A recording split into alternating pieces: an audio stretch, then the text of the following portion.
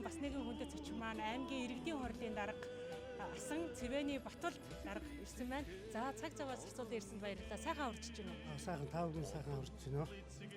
За өнөөдрийн уулзалт Цэнгүүнийг хэр хүлээв? Ямар хүлээлттэй ирэв? За өнөөдөр бас Улс нутгийнхаа нийт ард иргэд болон тиймээ дэлхийн үндэсний улам бүрт Монгол орныхаа бас үндэсний улам бүрт ажиллаж амьдарч байна.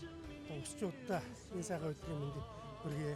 Одоо улсын одоо хүн бүхний одоо хүсэл энэ төв 100 жилийн яваагаар бүгдээр хамтдаа улс нутгатаа тиймээ хэрхэн яаж одоо уулзалтаж ямар хөгжил дэвшлийг авч ирэх үү тиймээ цаашлаад одоо 100 жилийн шинэ түүхийг яаж хамтдаа бүтээх үү гэдгийг их эрмэлзэл сэтгэл дүүрэн бүгдээрээ сайхан үзэж байна.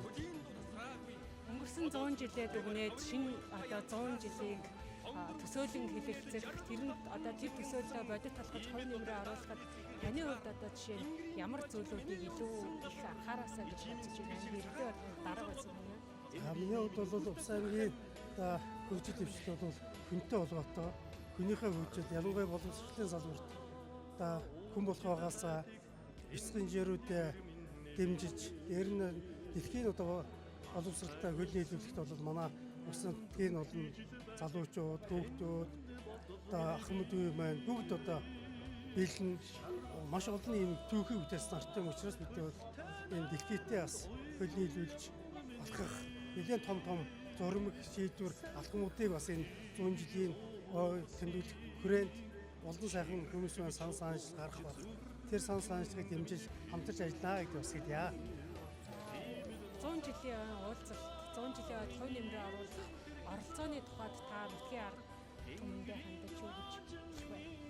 За энэ одоо хүн бүхэнд дэрвэхээр л өөрийнхөө байгаа орчныг тийм ээ одоо орчныг сайхан болгох мөн одоо гол ороос ирж байгаа зочин гişтэй сайхан өгцөж авах.